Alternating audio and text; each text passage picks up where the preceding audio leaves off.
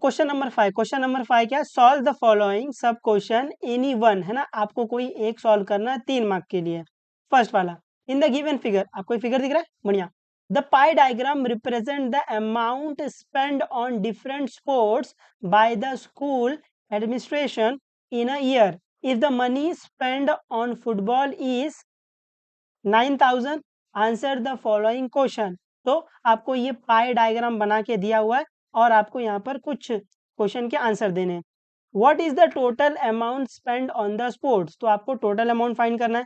फिर B part में, what is the amount spend on cricket, तो आपको फाइंड करना है कि क्रिकेट में कितना पैसा स्पेंड हुआ है, कितना पैसा खर्चा हुआ है। तो जब भी पाई डायग्राम वाला क्वेश्चन आएगा तो पाई डायग्राम के लिए आपको वो टेबल बनाना है ना, हमेशा टेबल बनाना है, उसकी जरूरत हो या नहीं हो। जब भी पाई डायग्राम वाला क्वेश्चन आता है आपको हमेशा टेबल बनाना है, उस टेबल से आपको एक बेहतर आइडिया मिल जाएगा कि आप सम को कैसे अप्रोच करोगे। क्योंकि अगर आप यहाँ से देखोगे तो कुछ लोग आप इसको अप्रोच कर पाओगे, कुछ लोग इसको अप्रोच नहीं कर पाओगे। तो हमेशा जब भी पाई डायग्राम वाला क्वेश्चन आएगा आप हमेशा वो टेबल बनाओगे। उस टेबल का फॉर्मेट क्या है, component, value of component, central angle theta, है ना, 3 कॉलम रहता है ना, component, value of component, central angle theta. ठीक है, तो इस पाई डायग्राम को अपन क्या करेंगे, उस टेबल में, उस टेबल के फॉर्मेट में कन्वर्ट कर लेंगे ताकि आपको ये बेहतर आइडिया लगे कि चीज़ों को कैसे सॉल्व कर सकते हैं। ठीक है, तो सोल्यूशन में अपन ऐसा एक टेबल बना लेंगे, component, value of component, central angle. तो कंपोनेंट में क्या, स्पोर्ट्स है, और वैल्यू ऑफ कंपोनेंट में क्या, अमाउंट स्पेंड, है ना, कितना पैसा खर्चा कर रहे हैं वो वैल्यू ऑफ कंपोनेंट में आएगा। और फिर ये सेंट्रल एंगल थीटा। ठीक है, तो स्पोर्ट्स क्या दिया है, क्रिकेट, कबड्डी, फुटबॉल, हॉकी, है ना, ये पाई डायग्राम से देख के आपने ये लिखा है। फिर अमाउंट स्पेंड क्या दिया है, अमाउंट स्पेंड सिर्फ आपको फुटबॉल का दिया है, कितना, 9,000। ठीक है, और इसके नीचे अपन क्या लिखते हैं, टोटल, है ना, वैल्यू ऑफ कंपोनेंट के लास्ट में क्या आएगा, टोटल। फिर आपको यहाँ पे देखो पाई डायग्राम में थीटा वैल्यू दी हुई है ना, डिग्री दिया मतलब थीटा दिया हुआ है। तो क्रिकेट का सेंट्रल एंगल क्या है, थीटा क्या है, 160। फिर कबड्डी का 55, फुटबॉल का 45, हॉकी का 100, है ना, ये समझा। अभी आपको पहला क्या फाइंड करना है, पहला आपको टोटल अमाउंट फाइंड करना है। तो ये टोटल अमाउंट फाइंड करना है, तो आपको दिखा कि अगर मेरे को टोटल फाइंड करना है तो मेरे को थीटा पता है, वैल्यू ऑफ कंपोनेंट मिला, मेरे को टोटल मिल जाएगा, है ना। क्योंकि जब अपन थीटा का फॉर्मूला लगाएंगे तो अपने को दो चीज चाहिए रहता है, ये वैल्यू ऑफ कंपोनेंट और टोटल।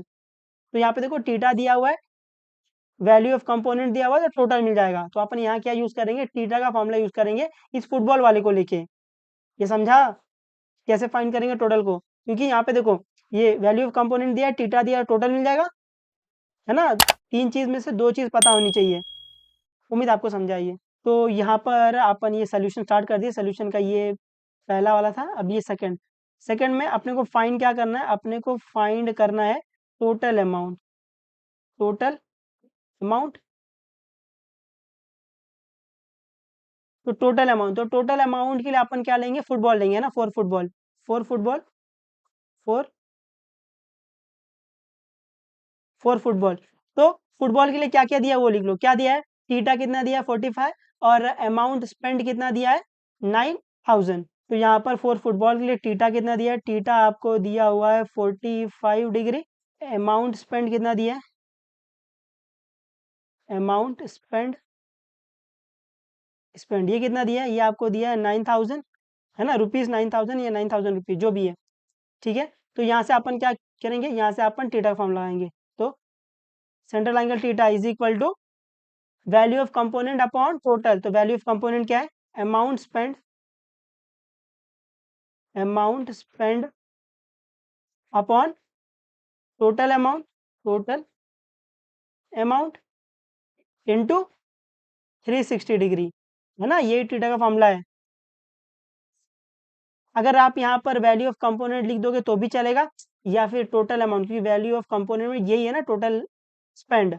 तो ये टोटल स्पेंड लिखोगे तो भी चल जाएगा। ठीक है, अभी जिस जिसकी वैल्यू पता है वो डाल दो। तो थीटा कितना है, थीटा आपका है 45 degree, is equal to amount spend कितना है, अमाउंट स्पेंड है आपका 9,000 अपॉन टोटल अमाउंट पता ही नहीं है, total amount, total amount into 360 degree. अभी यहाँ से मेरे को टोटल अमाउंट फाइंड करना है, बट ये टोटल अमाउंट का है डिनोमिनेटर में, तो मैं क्या करूंगा, इसको न्यूमरेटर फेंक दूंगा और ये 45 को यहाँ फेंक दूंगा, है ना, ऐसे ही। तो ये आ जाएगा total amount total amount is equal to 9000 upon क्या आ जाएगा 45 आ जाएगा, है ना। इसको यहाँ भेजा, इसको यहाँ भेजा और इसको यहाँ भेजा, ऐसे इंटू 360। अभी इसको अपन सॉल्व कर सकते हैं बिल्कुल। तो ये देखो यूनिट प्लेस पे 5, तो ये 5 से कैंसिल होएगा, क्या आएगा 5 9 जा 45 और ये 5 1 जा 5 5 2 जा 10, 5 1 जा 5 कितना बचा 4 बचा, 5 8 जा 40 1 0 2 0, अभी 9 1 जा 9 9 9 4 जा 36 और ये 0, है ना। 1800 को मल्टीप्लाई कर लो 40 में, तो 1800 इंटू 40। तो अपन क्या करेंगे 4 को 18 से मल्टीप्लाई कर लेंगे, 1 0 2 0 ये 3 0 3 0 आगे डाल देंगे, तो 4 8 जा 32, यहाँ पे 2 आ जाएगा, यहाँ पे 3 आ जाएगा, 4 1 जा 4 4 प्लस 3 4 5 6 7, तो ये 7 आ जाएगा, और 1 0 2 0 3 0, तो 1 0 2 0 3 0 ऐसे, तो कितना आ गया 72,000। तो टोटल अमाउंट कितना है,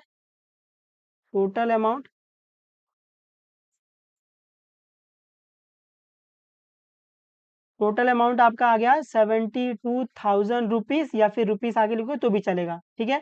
तो पहला जो ए पार्ट में अपने को फाइंड करना था टोटल अमाउंट, वो मिल गया। अभी बी पार्ट में अपने को क्या फाइंड करना है, the amount spend in the cricket, है ना, क्रिकेट में कितना पैसा स्पेंड किया हुआ है। तो थर्ड में अपने को फाइंड क्या करना है, थर्ड में अपने को फाइंड करना है amount spend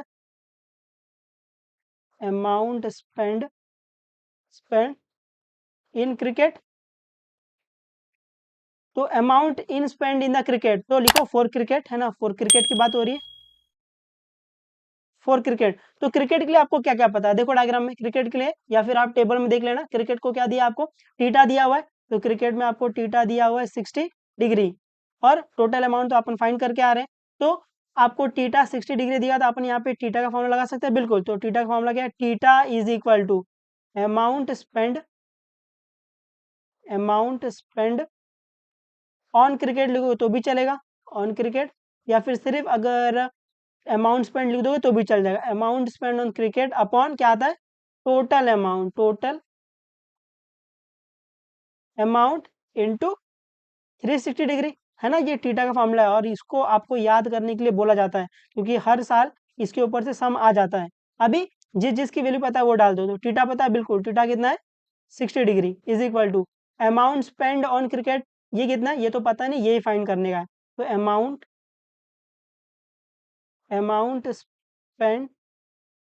spend on cricket upon total amount कितना है, टोटल अमाउंट देखो अपन फाइंड करके आ रहे हैं ऊपर, तो टोटल अमाउंट कितना है 72,000 into 360 degree.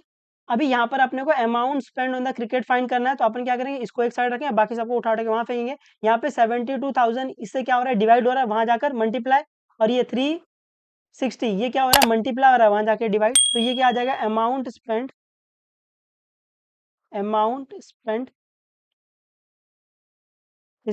On cricket, amount spend on the cricket क्या आ जाएगा, ये आ जाएगा 60 इंटू 72,000 अपॉन 360 डिग्री, है ना। अब इसको कैंसिल करना स्टार्ट कर दो, तो ये 0 गया, उसके बाद ये 36 है और ये 72 है, तो देखो डायरेक्टली 9 में चले जाएगा ये, है ना। तो 9 4 जा 36, और ये 9 8 जा 72 1 0 2 0, अभी वापस ये 4 से कैंसिल होएगा, तो क्या आएगा 4 1 जा 4 4 2 जा 8 1 0 2 0, तो कितना आ गया 60 इंटू 200, तो ये क्या बच गया है 60 इंटू 200। तो अपन ये 6 इंटू 2 करेंगे और ये 0 डाल देंगे, 3 0 आगे, है ना, 1 0 2 0 3 0, तो क्या आ जाएगा 6 2 जा 12 1 0 2 0 3 0, तो कितना आ गया 12,000। तो अमाउंट स्पेंड ऑन क्रिकेट, तो amount spend on the cricket कितना है 12,000 रुपीज, ऐसे, ठीक है। उम्मीद आपको समझा है ये, है ना। बस आप टीटा का फॉर्मूला याद रखते हुए चलना, आप इसमें मचाते हुए चलोगे, खाली जो फॉर्मेट में हम सिखाते हैं उसी फॉर्मेट में इसको फॉलो करना। जैसे अगर पाई डायग्राम दिया है, तो पाई डायग्राम के लिए हमेशा आपको टेबल बनाना है, उस टेबल को देखकर आपको ये पता चलेगा चीजें कैसे और किस तरीके से सॉल्व करनी है। ठीक है। क्वेश्चन नंबर टू क्या है, draw the graph of the equation x plus y is equal to 4। तो आपको इस इक्वेशन का ग्राफ बनाना है, तो ग्राफ बनाना आपको भली भांति आता है and answer the following question. तो आपको ग्राफ बना के फिर ये आंसर करना है। तो पहले ग्राफ बना लेते हैं। तो ग्राफ बनाने के लिए हम लोग क्या बोलते हैं, एक वेरिएबल एक साइड बाकी सब दूसरे side, assume the value, table बनाओ ग्राफ बनाओ। तो जनरली अपन y को एक साइड रखते हैं, बाकी सबको उठा उठा के उस साइड फेंक देते हैं। फिर क्या करते हैं, x की वैल्यू अपन अज्यूम करते हैं, y मिलते जाता है ना। उम्मीद आपको आता है ये ग्राफ बनाने। तो सोल्यूशन में फर्स्ट स्टेप में अपन क्या करेंगे, ग्राफ बनाएंगे। तो ये x plus y is equal to 4। तो अपन क्या करेंगे, एक वेरिएबल एक साइड बाकी सब दूसरे साइड। तो जनरली अपन y को एक साइड रखते हैं, बाकी सबको उठा उठा के उस साइड फेंकते हैं। तो ये आ जाएगा y इज इक्वल टू 4। यहाँ पर x प्लस हो रहा था, वहां जाकर माइनस। तो ये क्या गया, y is equal to 4 minus x. तो अभी अपन क्या करेंगे, जो इस साइड वेरिएबल रहता है उसकी वैल्यू अपन अज्यूम करते हैं। तो अपन क्या करेंगे, x की वैल्यू अज्यूम करेंगे। x की वैल्यू एक बार पॉजिटिव ले लो, एक बार नेगेटिव ले लो, एक बार जीरो ले लो। तो यहाँ पर when when x is equal to, कोई भी नंबर ले लो, x इज इक्वल टू 2 ले लो, x इज इक्वल टू 2। तो when x is equal to 2 है तो y क्या आ जाएगा, y क्या अपने पास y is equal to 4 minus x है। तो अभी x इज इक्वल टू 2 मतलब इस इक्वेशन में जहां जहां x वहां वहां 2। तो ये क्या आ जाएगा, y is equal to 4 minus 2। तो क्या आ जाएगा, y is equal to 4 minus 2 क्या आ जाएगा 2। तो y की वैल्यू क्या आ गई 2। अभी x की वैल्यू एक बार 0 ले लो, तो x की वैल्यू 0 ले लो। तो y क्या आ जाएगा, y क्या आपके पास y is equal to 4 minus x है। तो अभी जहाँ जहाँ x वहाँ वहाँ 0। तो ये क्या आ जाएगा, y is equal to 4 minus 0। 4 minus 0 क्या होता है, 0 ना। बढ़िया बढ़िया, बहुत तरक्की करोगे तुम लोग। 4 माइनस 0 4 आएगा ना। अभी एक बार x की वैल्यू नेगेटिव ले लो, तो x माइनस 1 ले लो। तो x is equal to minus 1। तो y क्या आ जाएगा, y is equal to 4 minus x. तो अभी जहाँ जहाँ x वहाँ वहाँ माइनस 1। तो ये आ जाएगा y is equal to 4 minus minus 1। ये माइनस इंटू माइनस प्लस। तो ये आ जाएगा y is equal to 4 plus 1।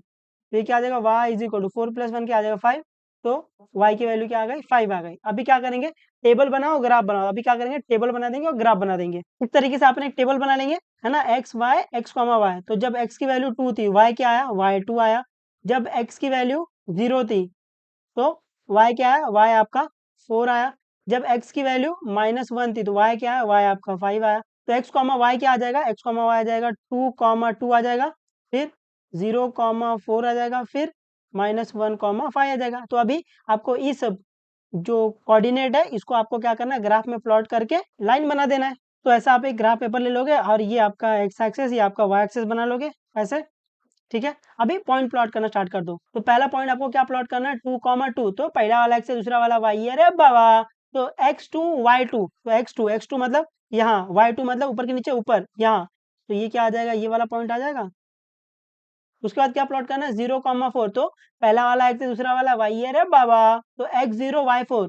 x0 मतलब यही रहेगा, y4 मतलब ऊपर के नीचे ऊपर। तो यहाँ आ जाएगा ये। उसके बाद -1 5। तो पहला वाला x है, दूसरा वाला y है, रे बाबा। तो x -1 y5।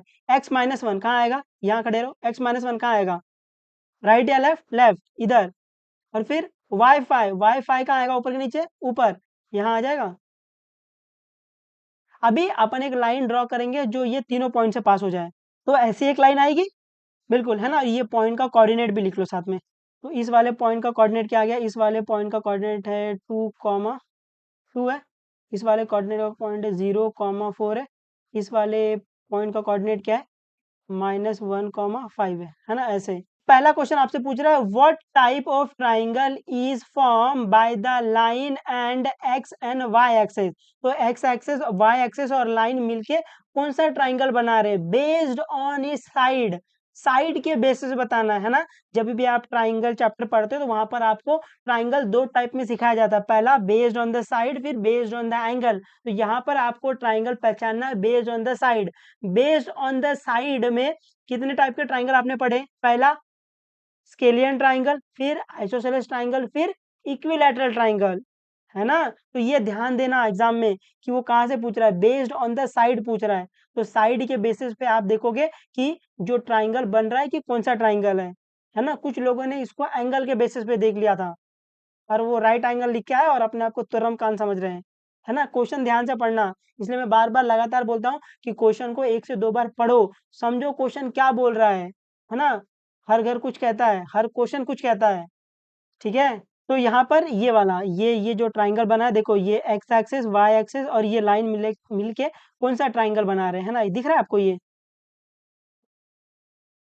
वाली लाइन और ये वाला वाई एक्सिस और ये वाला एक्स एक्सिस, ये मिलके कौन सा ट्राइंगल बना रहे हैं, ठीक है, ये आपसे पूछ रहा है। तो बेस्ड ऑन द साइड बताना है, तो साइड देख लो।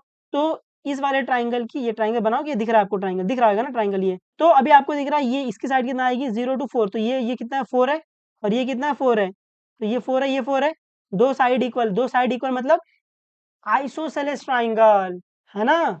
उम्मीद आपको समझा ये। और अगर आपको ये वाली साइड फाइंड करनी है तो यहाँ पर आपको डिस्टेंस फॉर्मूला लगाना पड़ेगा, है ना, ये वाला कोऑर्डिनेट लो और ये वाला कोऑर्डिनेट लो, इसमें आप अगर डिस्टेंस फॉर्मूला लगाओगे तो आपको ये वाली साइड भी मिल जाएगी। उम्मीद आपको समझा ये। और मेनली आप देखोगे ये राइट एंगल ट्राइंगल है, राइट एंगल ट्राइंगल है, अगर ये वाली साइड सेम है तो ये हाइपोटेनस हमेशा बड़ी होगी, तो ये दोनों सीधे बड़ा होगा, आप ऐसे लॉजिक मार सकते हो, है ना, क्योंकि इक्विलैटरल ट्राइंगल का भी एक चांसेस है ना बेस्ड ऑन साइड में, तो हो सकता है ये भी 4 हो जाए। लेकिन आपको यहाँ पर अगर लॉजिक बैठा पाओ तो ये राइट एंगल ट्राइंगल है ना, यहाँ पर 90 डिग्री बनेगा, तो ये राइट एंगल ट्राइंगल है, तो जो हाइपोटेनस साइड रहती है वो बाकी दो साइड से बड़ी रहती है, तो ये कभी इक्विलैटरल ट्राइंगल नहीं बनेगा। तो इसीलिए ये ट्राइंगल क्या है, ये ट्राइंगल आपका क्या है, आइसोसेलेस ट्राइंगल है। उम्मीद आपको समझाइए, आ रहा है कुछ समझ में, है ना। अगर आपने एग्जाम में नहीं लिखा तो कोई दिक्कत नहीं है, ये जो नए वाले बच्चे देख रहे हैं जिनको ये नेक्स्ट ईयर एग्जाम देना है, वो यहाँ से कुछ ना कुछ सीख के जाना। इस वाले ट्राइंगल में ये 90, यहाँ पे आपने को देखा, इसका नामकरण कर ले, इसका नामकरण कर लो ए, इसको ये बोल लो ए, और ये बी, और ये ओ। तो यहाँ पर आपको लिखना पड़ेगा ट्राइंगल ए ओ बी, ये क्या है, आइसोसेलेस ट्राइंगल है। तो यहाँ पर ए पार्ट में ये triangle triangle A O B, तो ट्राइंगल ए ओ बी में अपने को दिखा कि ओ ए ये कितना है, 4, और आपको दिखा कि ओ बी कितना है, 4 है, तो देयरफॉर अपन क्या बोल सकते हैं, देयरफॉर अपन बोल सकते हैं कि ट्राइंगल ए ओ बी क्या आएगा, आइसोसेलेस, आइसोसेलेस ट्राइंगल, है ना। ये ट्राइंगल का नाम पूरा लिखना, आप ऐसा ट्राइंगल बना के सिंबल नहीं आ सकते एग्जाम में। तो ट्राइंगल ए ओ बी क्या है, आइसोसेलेस ट्राइंगल है, ठीक है। उम्मीद आपको समझाइए। फिर अभी नेक्स्ट क्वेश्चन क्या पूछ रहा है आपसे, वो अभी वो नेक्स्ट क्वेश्चन आपसे पूछ रहा है find the area of that triangle, है ना। ये मैं आपको हमेशा बोलता हूँ कि ट्राइंगल की एरिया पूछने वाला सम आ जाता है, तो यहाँ पर भी आ गया है, find the area of triangle. तो ट्राइंगल की एरिया फाइंड करने के लिए आपके पास फॉर्मूला कौन सा है, पहला तो बेसिक फॉर्मूला है half into base into height, एक और फॉर्मूला कौन सा है जो आपने मेंसुरेशन में पढ़ा था, वो भी आना चाहिए ना, कभी कभार उसमें भी सम आ जाता है। तो क्या फॉर्मूला है, half into r square sine theta, वो भी याद कर लेना है नए बच्चे जिनको आपको नेक्स्ट एग्जाम देना है, ठीक है। तो यहाँ तो वो half into base into height से काम हो जाएगा। तो बी पार्ट में यहाँ लिख रहा हूँ, बी पार्ट में आपको क्या फाइंड करना है, अपने को फाइंड करना है area of triangle, area of triangle A O B. तो अपने को पता है area of triangle formula, area of triangle A O B क्या आएगा, हाफ इंटू बेस इंटू